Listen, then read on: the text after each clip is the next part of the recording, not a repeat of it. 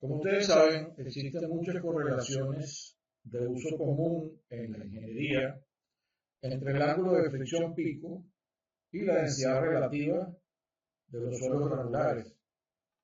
Algunas de ellas están en forma tabular, como esta que he tomado de la norma API RP2A. Y hay otras que están en forma gráfica, como esta otra que es el manual de diseño DM7. Fíjense que allí se establece una correlación, bien sea cuantitativa o, digamos, cualitativa de la densidad relativa en la tabla con la descripción, si está muy suelta, mediana densa o muy densa, para gravas, arenas, mezclas de grava y limo, del cual podría ser el valor del ángulo de fricción dependiendo del estado de la compacidad del material. La de la derecha es un poquito más, digamos, cuantitativa que la otra, en lo que se refiere a la densidad relativa. La he resaltado ahí con un óvalo naranja. Entonces se va de una densidad relativa baja, 0%, subiendo hasta 100%. Estas líneas definen la densidad relativa. Y también entonces se usa el peso unitario seco del material, la relación de vacíos y la porosidad, cualquiera de las dos, y aquí entonces se obtiene el ángulo de fricción. Hay una descripción también del tipo de material en cada uno de estos para ayudar en la selección. Esta tabla es bastante elaborada y nuevamente esto es para el ángulo de fricción pico. Por otra parte, ustedes saben que las arenas no son como las arcillas. Las arcillas, en general, cuando se alcanza el pico o el máximo de la curva de esfuerzo de formación, se dice que la arcilla, si no es sensible, llegó lo que llaman los ingleses el estado crítico y sigue deformándose, digamos, en estado plástico sin tomar más esfuerzo. Eso lo llaman ellos el estado crítico. Sin embargo, las arenas no tienen ese comportamiento tan marcado como las arcillas. Evidentemente que hay algunas arcillas que son sensibles, en donde se alcanza un máximo y luego la relación de esfuerzo de formación cae a un valor de la resistencia residual, pero eso más que todo está ligado a los niveles de sobreconsolidación o a la presencia o alteración de los distintos elementos que están formando parte de lo que es la masa del suelo.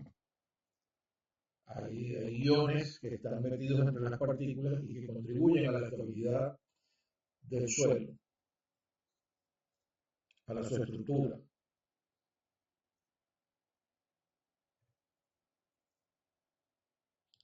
Entonces, para esta condición del suelo licuado también se han elaborado modelos que correlacionan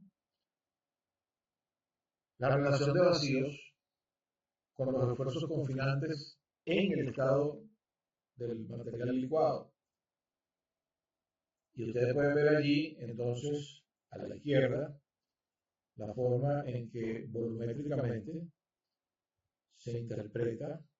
Nuevamente tenemos un espacio con los tres planos, el plano de resistencia al corte con relación de vacíos, que yo les he comentado que es uno de los que menos tiende a usarse, el plano morculón, que es el que está al frente, que está tau con sigma, y aquí está la proyección de esa envolvente y el plano de consolidación en donde está el cambio de relación de vacíos con el esfuerzo confinante, en la parte de abajo. Esto es un casi un estándar para la mayoría de los modelos, de una manera u otra, inclusive con el modelo que vamos a trabajar aquí. Pero estas correlaciones no son las mismas que para los valores picos. Esto es para el valor de resistencia residual de la arena. Por eso es que lo llaman aquí SSL, que quiere decir Steady State Line, la curva de estado estacionario, o estado límite, o estado residual. Y él también tiene una envolvente, una proyección que se maneja en los tres planos, porque convencionalmente nos hemos dado cuenta de que eso es así. Y esas curvas en los distintos planos se pueden estudiar independientemente, cambiando la dimensión del esfuerzo confinante al logaritmo y lo mismo la resistencia residual al logaritmo para obtener rectas. Luego hay otra envolvente que ocurre antes de que la trayectoria de esfuerzos alcance a la línea de estados residuales, que es la línea de transformación de fase y la línea que define el estado en donde empieza a ocurrir el cambio en la estructura del suelo y la licuación. Pero lo curioso es que a pesar de que esas líneas existen y se han desarrollado estos modelos, etc., no hay todavía una propuesta, al menos que yo lo sepa, que correlacionen ninguno de estos parámetros, ni la resistencia residual, ni nada de eso, con la densidad relativa.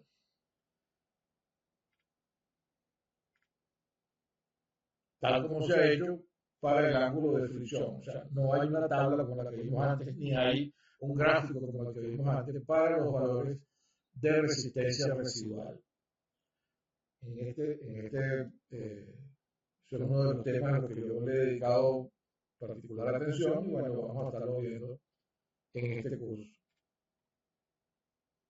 Por otra parte, también se ha insistido mucho en que la estructura del suelo está asociada con la relación de vacíos, lo cual no es una mentira, pero no se ha llegado a un análisis profundo de lo que eso significa, como lo vamos a ver en lo que sigue ahora, porque ella juega un papel fundamental, la estructura que tiene el suelo a una relación de vacíos dada es la respuesta al corte no drenado.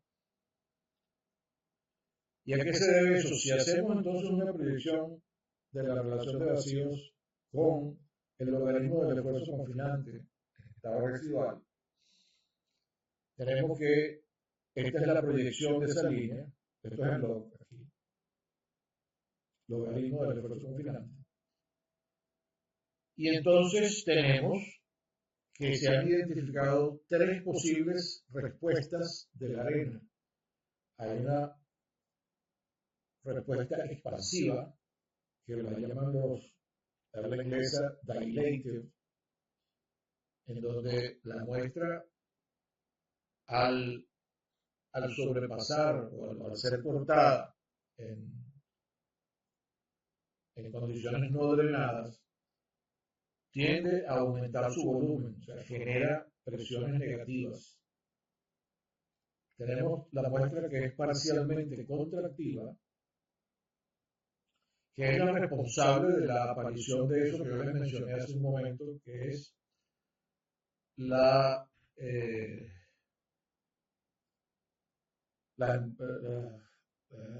línea de transformación de fase, porque esta muestra se muestra primero con un comportamiento contractivo, pero luego cambia a expansivo. Y el punto en donde ocurre esa inflexión de el comportamiento contractivo al comportamiento expansivo, es lo que se llama la línea de transformación de fase, que la definió el profesor Ishihara, porque cambia de una fase a otra, o sea, no se mantiene expansiva o no se mantiene contractiva, como hay otro grupo de muestras que se comportan de una manera contractiva pura, y esas muestras están relacionadas todas, el comportamiento, con la distancia que ellas tienen o la posición relativa que ellas tienen con relación a la línea de estados residuales. Las muestras expansivas están siempre localizadas a la izquierda y por debajo de la línea de estados residuales. Las parcialmente contractivas están a la derecha y por encima, pero en una situación que no es muy lejana de la línea de estados residuales en general.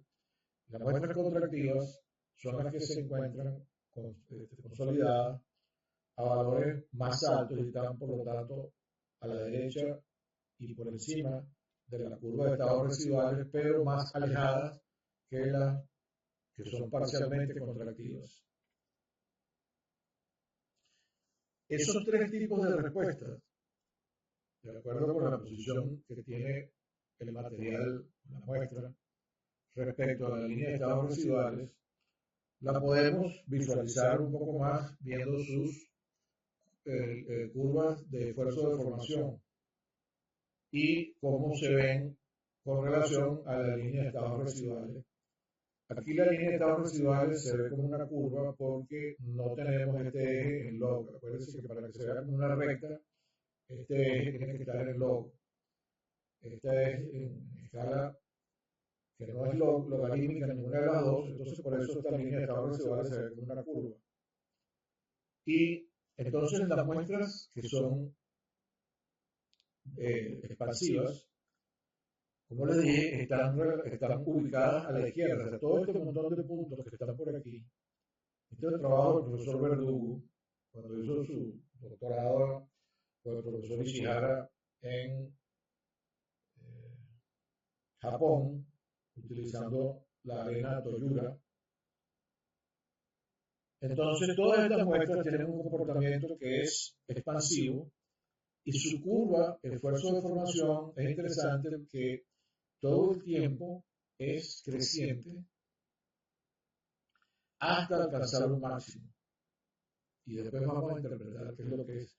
Las trayectorias de esfuerzos, entonces, son de esta forma, tienen en algunos casos una desviación hacia la derecha para llegar a la envolvente, que es la que está aquí en amarillo, perdón, en azul, la envolvente residual, que corresponde a la que se proyecta en este gráfico acá, la línea de estado residual, aquí está proyectada en azul. Y he colocado aquí lo que ha sido la interpretación que yo hice de la línea de envolvente pico. Y fíjense que la envolvente pico es mucho menor y después que la muestra sobrepasa la envolvente pico, entonces se encuentra con esta otra que es la barrera máxima, la barrera final que tiene el suelo. Del lado izquierdo de esta no puede haber ningún estado de esfuerzo. Fíjense que a la izquierda del envolvente pico sí podemos encontrar estados de esfuerzos, pero de los estados residuales no. Y esa es la diferencia del comportamiento entre la arena y la arcilla. Luego vienen las trayectorias y curvas de esfuerzo de formación de las muestras que son parcialmente contractivas y he colocado aquí más o menos un aproximado de cuál representaría una barrera para ese tipo de material con respecto a las que son puramente contractivas. Recuerden que ellas tienen que estar por encima y a la derecha de la curva de estados residuales, pero no muy alejadas de la curva.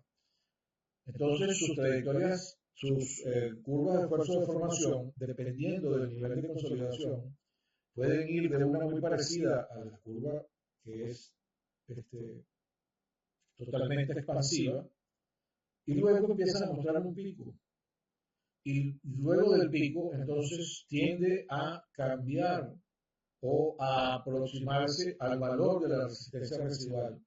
Y ahí es donde ocurre lo que el profesor Ishihara ha llamado la línea de transformación de fase, que si vemos la trayectoria de esfuerzo, se alcanza la resistencia pico y luego entonces sigue el estado de esfuerzo y cuando ocurre este codo que vemos aquí, que es más o menos similar a este otro codo que vemos en esta otra, esto es lo que él denomina la curva de transformación de fase.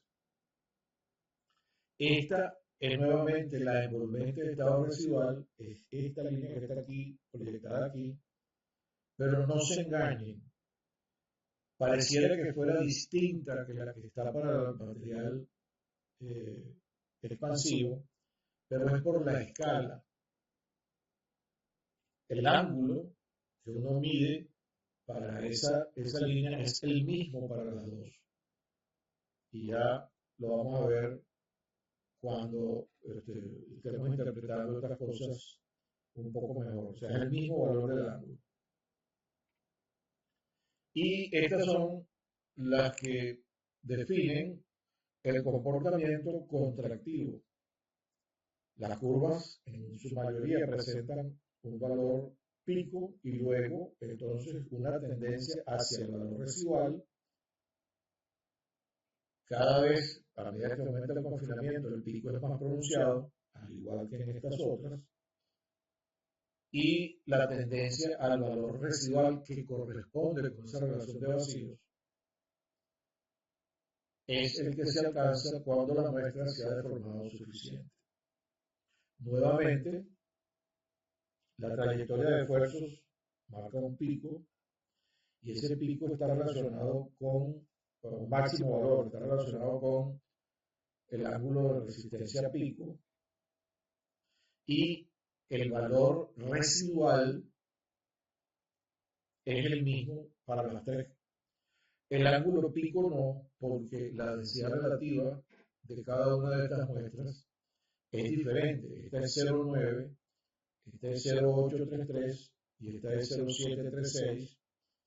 Han sido consolidadas a distintos confinamientos, pero todas tenían este valor de relación de vacíos. Entonces, el pico, como vamos a ver, está relacionado con, y como lo vimos antes, pues, con la resistencia, con la densidad relativa con la que se preparó la muestra, pero el ángulo residual no necesariamente es el mismo para las tres. Y no se engañen nuevamente, es por la escala en donde da la impresión de que fueran diferentes, pero no son. Entonces tenemos que las muestras expansivas están acá, la muestra parcialmente contractiva están delimitadas acá y las muestras contractivas están por aquí. Aquí he marcado nuevamente que son el mismo ángulo de resistencia residual y una muestra que es expansiva, como está el corte no drenado, esta que tiene 0,833, por ejemplo, que es esta que está aquí, se movería de cualquier punto, de cualquiera de estos puntos, este, por aquí, se va a mover hacia la resistencia residual. La muestra que es contractiva o parcialmente contractiva se va a mover en esta dirección.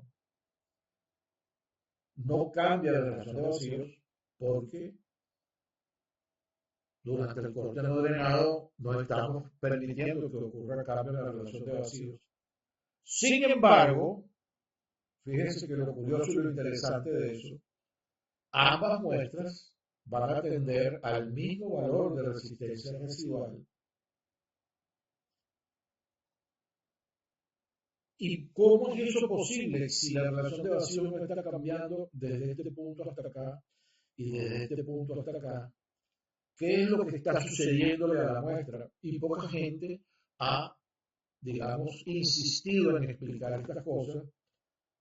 Yo me he puesto a trabajarlo y la conclusión a la que yo he llegado, modestia aparte, es que está cambiando la estructura del suelo. Y eso es parte de lo que vamos a ir desarrollando en este curso también, por qué ocurre eso y cómo es que eso ocurre. Ahora bien, vamos a entender un poco también cómo es que se define el ángulo de fricción pico. De acuerdo con la norma ASTM, para definir el ángulo de fricción se deben preparar al menos 3 muestras a una misma densidad relativa. Se deben preparar al menos 3 muestras con la misma densidad relativa.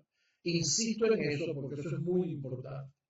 Y esas se confinan a distintos valores.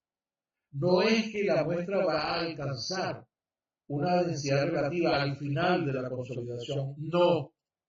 Es que vas a preparar las 3 muestras a la misma densidad relativa inicial y las vas a confinar, y lo que ocurre indefectiblemente es que si esta es la densidad relativa con la que preparaste, cuando la consolidas hay un cambio en la densidad relativa.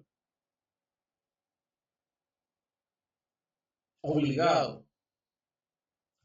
Pero, ¿qué es lo que sucede? Que al cortar esas 3 muestras, vamos a obtener una envolvente, que es la envolvente pico.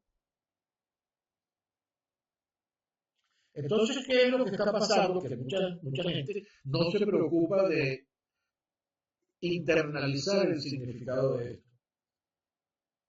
Lo que sucede aquí es que este cambio en la densidad relativa de la muestra no está cambiando la estructura inicial con la que se preparó la muestra. Si no, no era posible obtener este ángulo y decir que ese es el ángulo que es para esa densidad relativa. Piensen en eso y ténganlo bien presente porque eso es algo en lo que mucha gente a veces no atina. Y yo he trabajado, no voy a decir nombres, con algunos profesores bien famosos y entonces, claro, eso fue una época anterior, antes de que discutiéramos todo esto, yo no me había preocupado tanto por esto, y ellos insistían, no, que hay que hacer el seguimiento a la relación de vacío porque hay que ver cuál es la relación de vacío al final de la consolidación. Pamplinas. Después que ahora hemos entendido, por lo menos yo, un poco más esto, ya vamos a ver más adelante, que eso es así y que no hay un cambio en la estructura del material, a pesar de que la densidad relativa durante la consolidación está teniendo un pequeño cambio.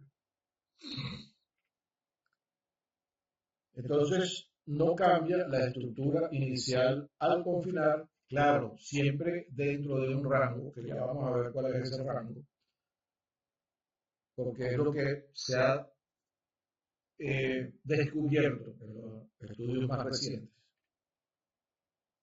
Cuando tenemos un gráfico como este, en donde tenemos aquí densidad relativa y aquí ángulo de fricción, este es más o menos parecido al que tiene el DM7, pero en lugar de poner la densidad relativa en la parte interna del gráfico, la hemos puesto en uno de los ejes. Cada uno de estos puntos viene de un análisis como este. Se prepararon por lo menos 3 muestras, se consolidaron y se le sacó un ángulo, y ese ángulo es el que reportamos aquí para una densidad relativa de preparación de la muestra inicial. Resultó de este ángulo de fricción y ese es el ángulo con el que uno va a trabajar. Por eso es que entonces a uno siempre le pide, ¿cuál es la densidad relativa que tiene la arena? 30, 25 y tal. Bueno, para ese valor el ángulo de fricción es tal. Pero eso es porque hay esto que está enmascarado y que casi nadie habla de eso.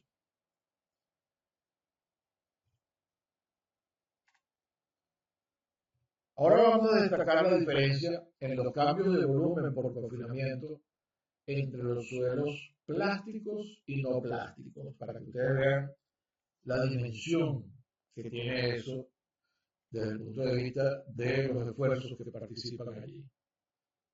La estructura original de la arcilla, es importante tenerlo claro, se mantiene si no se perturba suficiente o mucho durante el muestreo. Para eso se usa tubos de pared delgada, etcétera. Hay muchas técnicas para tratar de tomar la muestra de arcilla lo mejor posible y no trastornarla mucho hasta llevarla al laboratorio. Pero para los suelos no plásticos eso no es tan fácil, porque la arena pierde su estructura con el movimiento, con las vibraciones. Vamos a ver eso más adelante. Y eso hace que cambie la estructura de la arena. Entonces lo que se hace es que se preparan muestras en el laboratorio que, digamos, se aproximen lo más posible a la densidad relativa que estimamos que tiene la arena en el sitio y le hacemos ensayos luego que la hemos preparado. Pero no es la práctica común hacer ensayos con muestras de arenas recuperadas, entre comillas, inalteradas. Hay técnicas por congelamiento, por vacío, etcétera, pero son demasiado costosas y los resultados no siempre son los más exitosos. Aquí tienen a escala lo que sucede durante un ensayo de consolidación en una arcilla y en una arena típica. La escala de los esfuerzos está en logaritmo y está equivalente, porque una está en kilogramos por metro por centímetro cuadrado, kilogramos de fuerza, y la otra está en kilopascales, pero un kilopascal, los 100 kilopascales es un kilogramo por centímetro cuadrado, o sea que las escalas están acopladas. Entonces fíjense que la respuesta de la arcilla es prácticamente la curva que tenemos aquí de Casagrande, con el método de Casagrande y tal, para sacar la curva de Wien, etc. Pero escasamente llegamos a 4 o 5 kilos por centímetro cuadrado. Mientras que en la arena, esta forma curva que tiene la curva de la arcilla se viene desarrollando por encima, en este caso, de 100 kilogramos fuerza por centímetro cuadrado.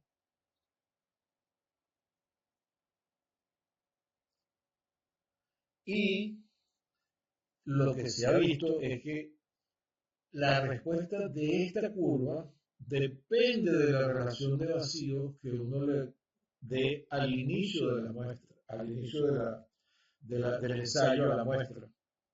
Y si ponemos aquí lo que sería el E máximo y el E mínimo de esa arena, si hacemos varios ensayos, ustedes van a ver que todos responden de manera diferente a la consolidación. Ajá. Aquí está. Y depende de la forma de los granos y la dureza de los granos. En este caso, tenemos aquí tres muestras a tres diferentes densidades relativas. Y fíjense lo curioso, todas responden de manera distinta hasta cierto valor en donde se alcanza la máxima curvatura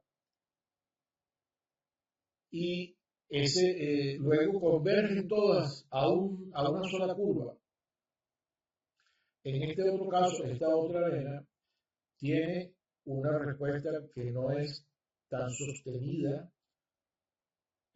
con respecto a la relación de vacío inicial de esta arena, pero que tiene en general el mismo comportamiento en el sentido de que una vez que se sobrepasa la máxima curvatura de la curva de consolidación, se alcanza un valor que en la literatura se denomina sigma y, sigma prima y, que define el punto en donde convergen todas las curvas de esfuerzo de formación independientemente de la densidad relativa original. Esto no es de ninguna aplicabilidad para los rangos típicos de ingeniería, en donde nos estamos moviendo por debajo de los 10 kilos por centímetro cuadrado, como lo vimos en el caso de la arcilla. Nosotros para la arena también nos vamos a mover Ustedes sacan la cuenta si quieren verificarlo. En general, por debajo de 10 kilos por centímetro cuadrado. 10 kilos por centímetro cuadrado. Entonces, la respuesta de la arena está íntimamente relacionada con el valor de la densidad relativa que tiene en el momento en que se preparó la muestra. Eso va a tener un cambio, que vamos a ver después cuál es la implicación que tiene eso, pero es bueno que entendamos esto de entrada.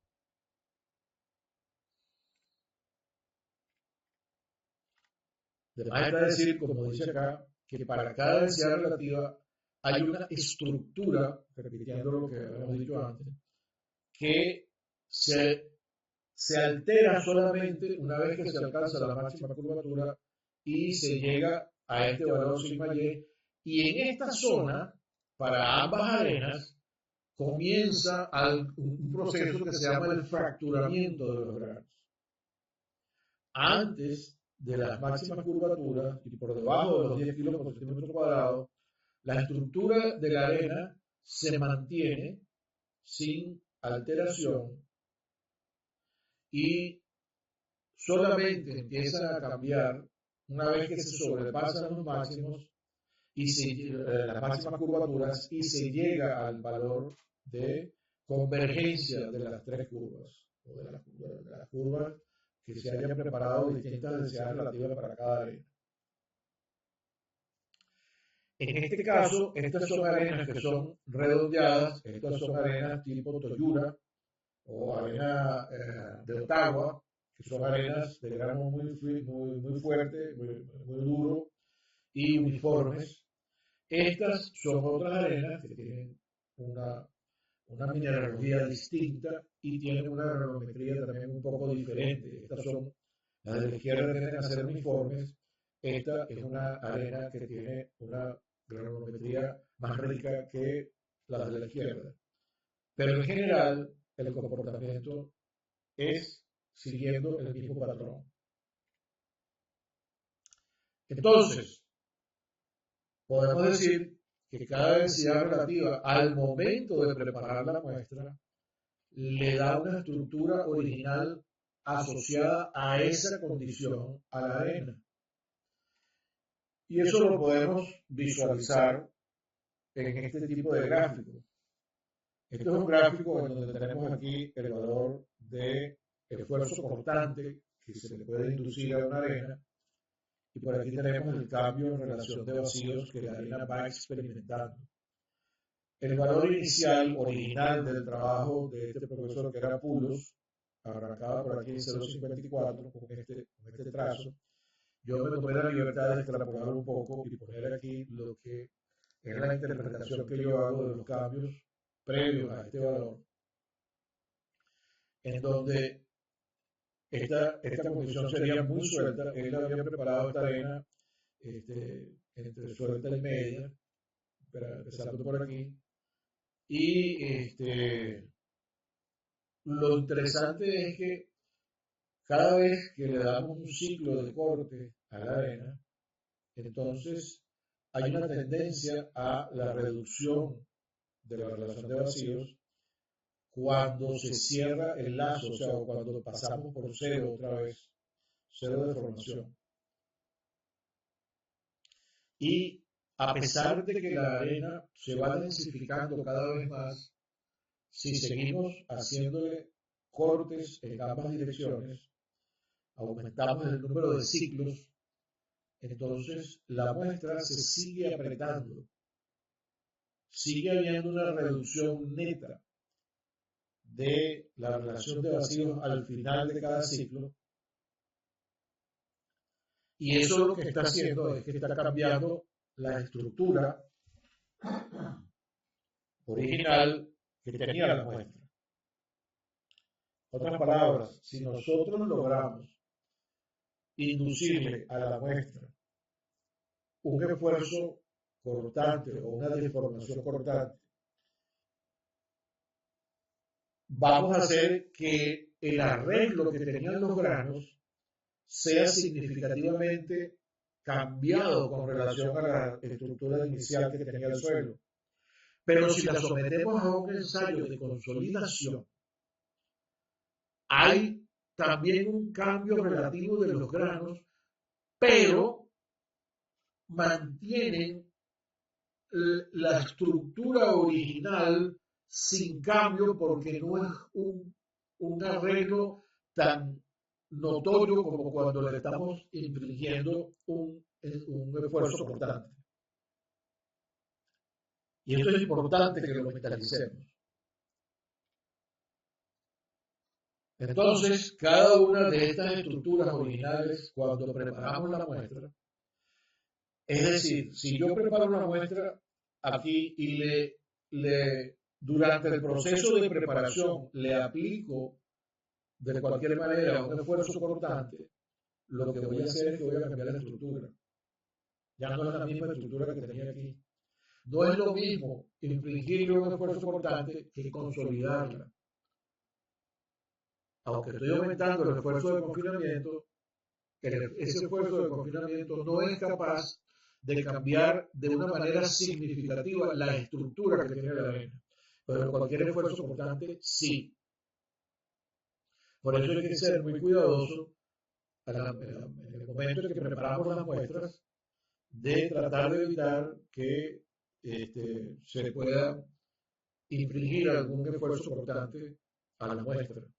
Y les voy a mostrar después, cuando estemos viendo los resultados y los aspectos que están relacionados con esto, un caso particular de un estudio que hicieron los profesores en la India, que yo lo he tomado muy representativo de lo que significa esto. Y eso lo volvemos y lo repetimos aquí, ya como lo hemos hablado antes. Cada una de estas densidades relativas corresponde a un nivel de preparación de la muestra, por eso es que he puesto aquí que muy suelta, o media, o densa. Nosotros preparamos la muestra y le podemos durante la preparación infligir un cambio de densidad relativa para llegar al valor que queremos, pero una vez que paramos, ahí está. Y cualquier esfuerzo que apliquemos de confinamiento no va a cambiar significativamente la estructura a la que se llegó en el momento que se preparó. Eso hasta que comienza el fracturamiento, como ya les expliqué antes, en donde todas las curvas convergen en una estructura única a partir de la cual todas las arenas y todas las muestras empiezan a comportarse de la misma manera, en una curva única.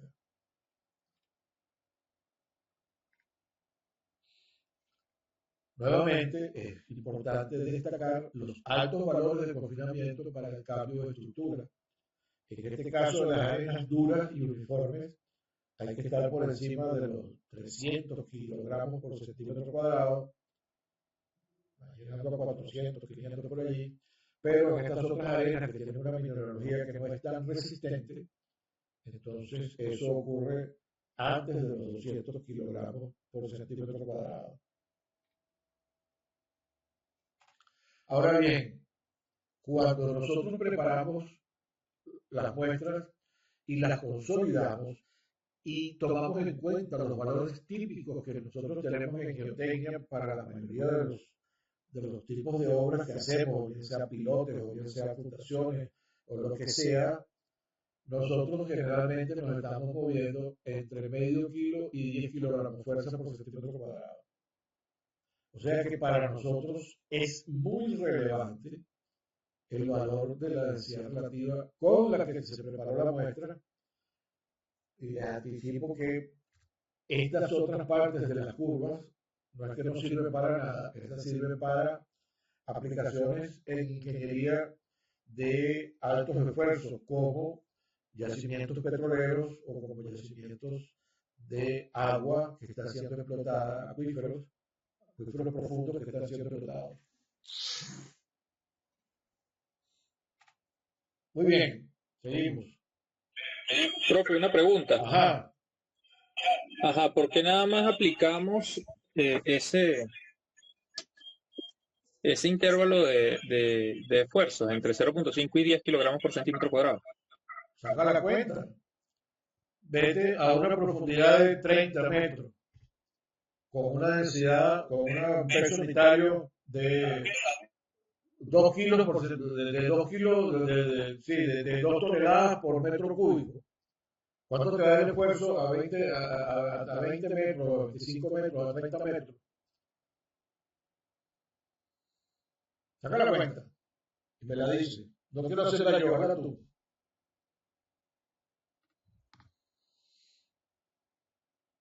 Y después, si eso está con un nivel freático alto, tienes que restarle la presión de poro. No te va a dar más de 10 kilos, o de 20, 25 kilos a lo sumo. Y para llegar a los cambios de curvatura, estamos llegando a más de 100, 200 kilos por centímetro cuadrado. ¿Está claro? ¿Está convencido? Sacate la cuenta. ¿Cuál es tu calculadora ahí? Sí, no me convenció. Ok. Entonces, la envolvente de estados residuales define el estado límite de esfuerzos que puede soportar el suelo. Como les comenté antes, la envolvente de estados residuales es como la barrera última detrás de la cual no puede haber un estado de esfuerzos. La envolvente pico, sin embargo, no es así para las arenas. Para las arcillas la cosa es distinta porque, como les dije, en general las arcillas llegan al máximo y se empiezan a deformar después, entonces están en el estado crítico, etcétera, pero la arena no. Entonces, eso, desde el punto de vista de tratar de encontrar una correlación entre el estado residual y la densidad relativa, nos lleva a una reflexión importante, que es que si esta es la máxima barrera que puede tener el suelo, entonces esto de alguna manera debería estar relacionada con la máxima densidad relativa que puede alcanzar la arena. Punto. Y eso lo demostramos también en unos trabajos y lo vamos a ver más adelante. Ahora, ¿cómo es que funciona esto? Aquí, entonces, tenemos los dos planos, el plano de resistencia con el plano de confinamiento, y aquí tenemos el cambio de relación de vacío. Yo he preferido cambiar para este tipo de análisis la relación de vacío con la densidad relativa, porque es más práctico trabajar con la densidad relativa que trabajar con la relación de vacío. Lo mismo que vimos que era más práctico trabajar para las arcillas con la humedad que con la relación de vacío. Pero desde el inicio, los padres fundadores de la geotecnia, sí, la relación de vacío que es importante. Está bien, no es que no sea importante, pero es más práctico trabajar con las variables con las que uno tiene más acceso. Para llegar a la relación de vacío hay que hacer mucho cálculo. Para ganar la densidad, perdón, la humedad, es meter en el horno y chao. Claro, habiendo tenido ya un ensayo de gravedad específica y teniendo la certeza de que en el rango que nos estamos moviendo el material está saturado, que generalmente eso es lo que sucede con los suelos arcillosos, sobre todo porque si no el rango plástico no serviría de nada si el material no está saturado. Y lo mismo para la densidad relativa. Aquí es mucho más fácil trabajar con la densidad relativa que trabajar con la relación de vacíos. Entonces, si tenemos una curva de consolidación, como la que hemos visto allí, en donde tenemos un cambio en densidad relativa, que está representado con esta línea punteada que tengo aquí, esa línea, cuando nosotros confinamos muestras a tres valores distintos, tenemos este valor, tenemos este otro valor de confinamiento y tenemos este otro valor de confinamiento. Esos tres valores están sobre la curva de consolidación, a juro. Pero ellas fueron preparadas de una densidad relativa inicial. Y el valor entonces de la envolvente pico que alcanzamos allí corresponde a esa densidad relativa inicial y ese es el ángulo de fricción pico. Pero si seguimos cortando la muestra, cada una de ellas, dependiendo del nivel de confinamiento, entonces esta muestra se va a comportar, si alcanzamos un valor de la relación de vacíos o de la densidad relativa bastante alto, esta muestra se puede comportar de manera expansiva. Esta muestra se va a comportar parcialmente contractiva, que tiene esta forma, la trayectoria de esfuerzo, y esta muestra se va a comportar con un comportamiento de contractivo solamente.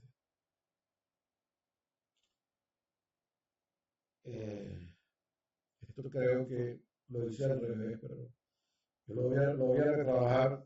Estos son los tres tipos de comportamiento, pero tengo que verificar que no hice las curvas al contrario. Déjenme que lo tengo pendiente para hablarlo más adelante. Pero lo cierto es que se ven los tres tipos de comportamiento, esto está al revés.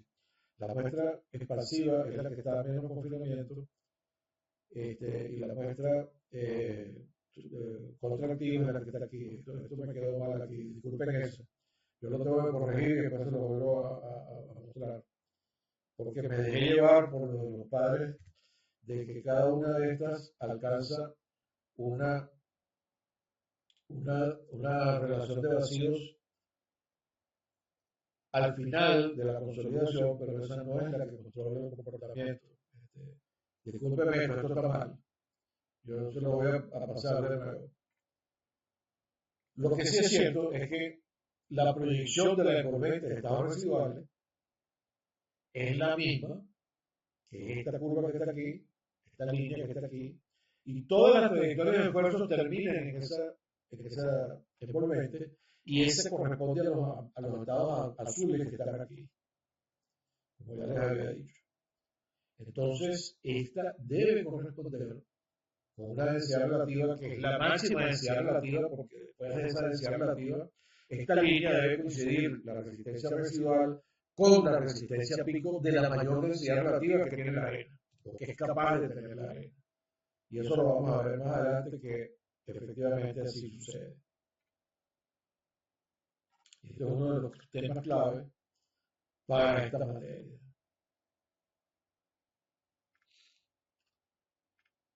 Entonces, el modelo con el que vamos a trabajar para suelos regulares combina la resistencia al corte pico y la resistencia residual con los parámetros volumétricos, que en este caso vamos a usar la densidad relativa, en forma tridimensional, tal como el que hicimos para las arcillas. Pero en este caso estamos cambiando el eje del cambio de volumen por la densidad relativa. Este plano es el de resistencia al corte, este plano es el de confinamiento, eso no lo cambia. Aquí está la proyección por Coulomb, el ángulo de fricción. Aquí está el de resistencia al corte con relación con densidad relativa o relación de vacío, y este es el cambio de densidad relativa o de volumen con el confinamiento. Y los tres están ligados, en este caso para definir el ángulo pico, pero también utilizando el otro modelo, el otro modelo que había desarrollado el profesor Kramer para el estado residual. Se me olvidó decirle que este modelo lo propone el profesor Kramer para el estado residual, y el modelo con el que vamos a trabajar cumple con estas dos cosas. Entonces, como conclusión de todo el material que hemos visto hasta ahora, que motiva el transitar por estas cosas que tienen que ver con los detalles más íntimos entre parámetros, y que no es posible que se puedan desagregar, sino que hay que mantenerlos totalmente agregados unos con otros, porque no se puede cambiar un parámetro sin alterar los otros. Por más que lo pretendamos, no lo vamos a poder lograr. Y siempre hay que hacer el seguimiento. Estamos cambiando un parámetro, cómo está afectando eso a los demás parámetros, tanto para arcillas como para arena. No obstante, todas esas variables, todos esos parámetros están correlacionados, de tal manera que es posible armar un modelo que defina cómo es esa interrelación y que depende de los parámetros básicos, los parámetros fundamentales del suelo. Porque intuitivamente eso es lo que tenemos en la cabeza.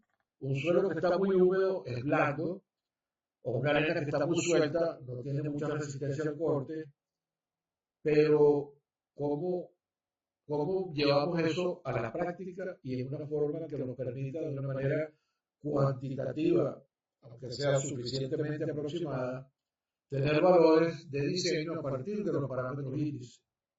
Eso aplicable, como les he dicho, a las ingenierías de las etapas tempranas, no necesariamente a la ingeniería de detalles, que es con la que se va a construir, pero en el devenir, acuérdense del buque en la costa afuera, antes de mover el buque y para hacer análisis preliminares de lo que yo quiero hacer, yo tengo que determinar que todos los parámetros que estoy midiendo están bien, están dentro del rango que se debe y estoy conforme con ellos para mover el buque. Esa es la importancia de esto que vamos a ver nosotros en esta materia. El modelo se fundamenta en la normalización de parámetros de suelos junto con la dependencia o interrelación de los cambios de volumen con la resistencia al corte, ya sea el ángulo de fricción o el ángulo de resistencia residual, lo cual permite anticipar el comportamiento del suelo conociendo solamente sus propiedades índice. De esta manera, se pueden proponer parámetros de diseño en las etapas tempranas de la ingeniería y revisarlos a posteriori en la medida que van saliendo los resultados del laboratorio. Eso nos permite también llevar un control de lo que se está haciendo en el laboratorio.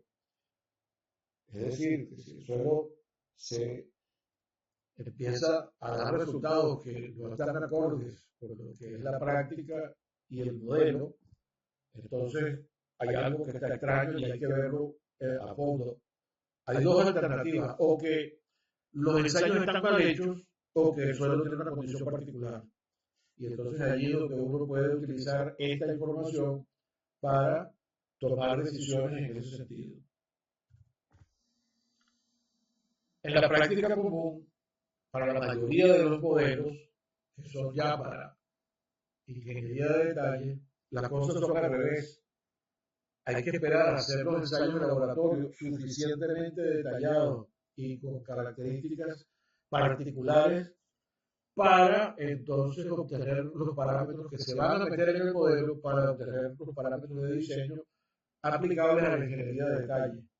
Pero en las primeras etapas de la ingeniería, en donde yo necesito buenos estimados para poder seguir avanzando y estar claro de que el suelo está respondiendo adecuadamente y que los ensayos están siendo bien llevados adelante, no tengo manera de poder tener certeza de que lo que estamos haciendo está bien, sino hasta mucho más adelante. Entonces ahí es donde viene el uso de información de proyectos, entre comillas, similares o de cualquier otra naturaleza, con otras correlaciones, etcétera, que a veces las aplicamos independientemente unas de otras. Por ejemplo, el Schalzer lo aplicamos así y tal, el confinamiento y con toda la resistencia al corte y tal, pero no estamos conscientes de que eso está asociado con un valor del de peso unitario del suelo y con un valor de la velocidad de ondas de corte para el corte máximo, el módulo máximo.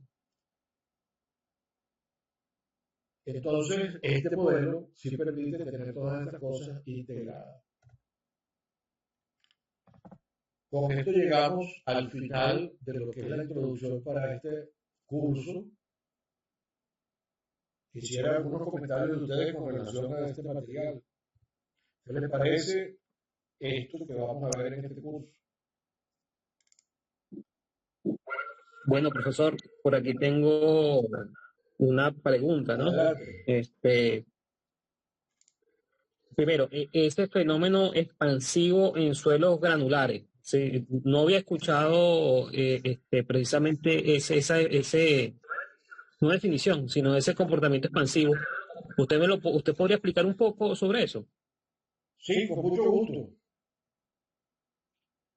Cuando un material está suelto, vamos a hablar la arena que está en la playa, que es un buen ejemplo.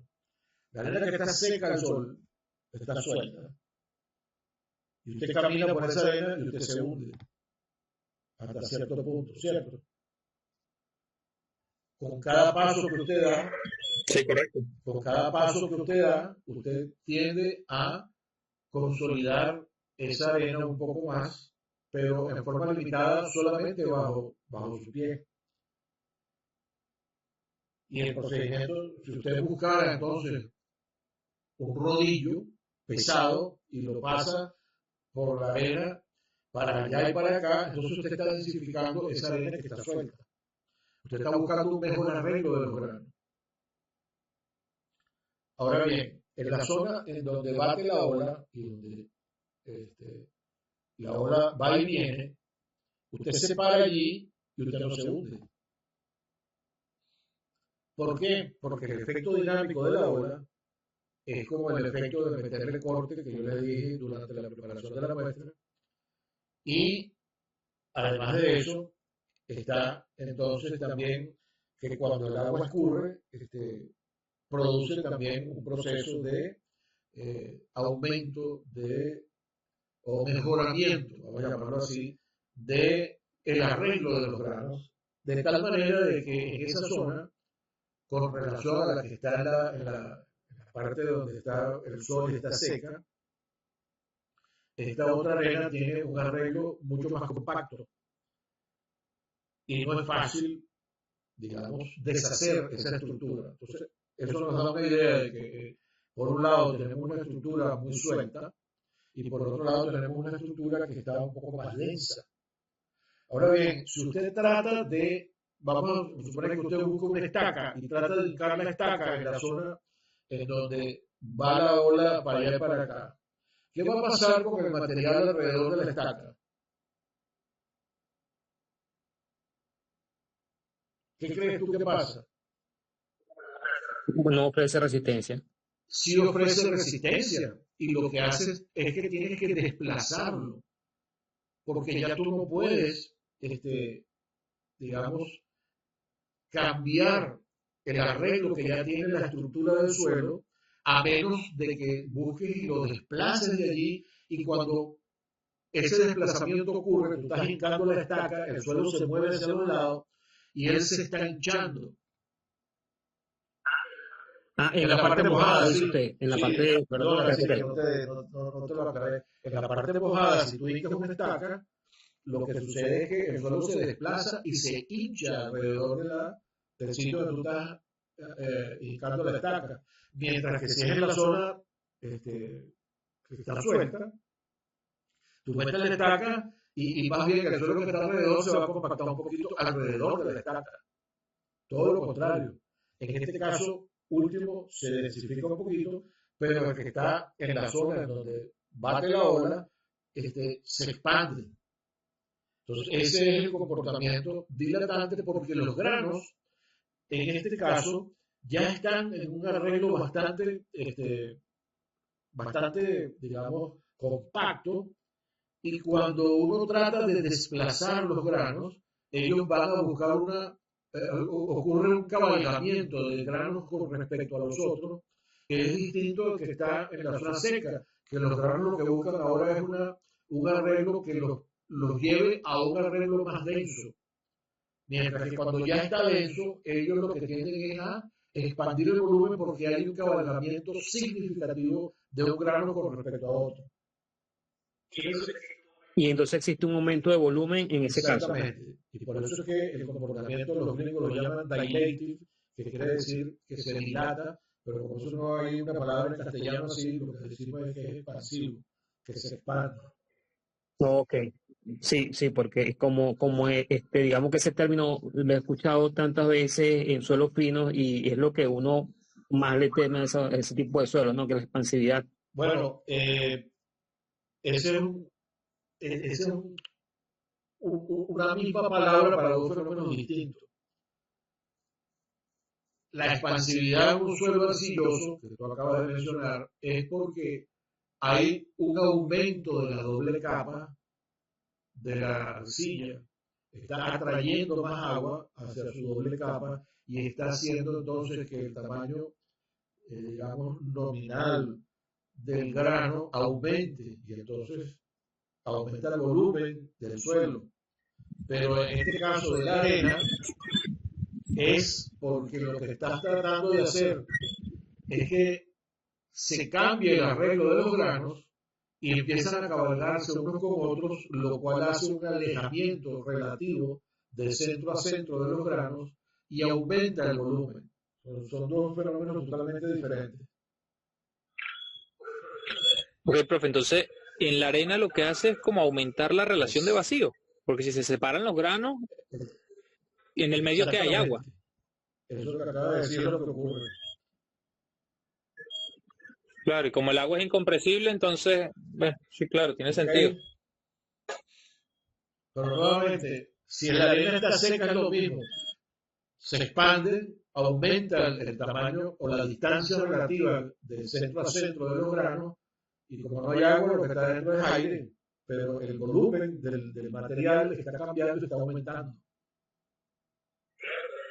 Claro, pero al haber aire y efectuar densificación, el aire no se filtra entre los mismos poros de la arena, al ser un material granular. Está hablando de densificación. Ese es el caso de la arena que está suelta.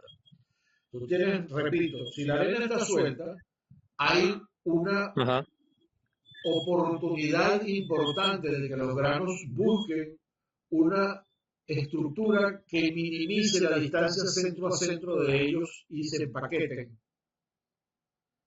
Pero una vez que está empaquetado, si tú vuelves otra vez a tratar de meterle corte de alguna manera a esa arena, lo que vas a hacer es lo contrario.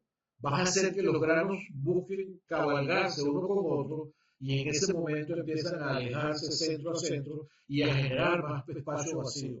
Entonces se expande la arena. Claro, claro. Ya, sí, no, lo habíamos conversado, creo que en la Católica en algún momento. ¿Les quedó claro a los dos la diferencia en el comportamiento del concepto? Sí, que creo que por ahí va el principio de lo que es las columnas de grava compactada, ¿no? Sí. Cuando Ahora, profesor, respecto a esa arena de Toyoura, ¿esta es una arena limpia o qué tipo de arena es? Limpia, una arena tipo de la arena esta de Ottawa, una arena de grano muy duro, estructura silicia y muy, muy dura y grano redondeado, pero es uniforme. Cuando nosotros veamos más adelante, vamos a indagar un poco en la importancia del contenido de finos no plásticos y de la granulometría de la arena en las respuestas.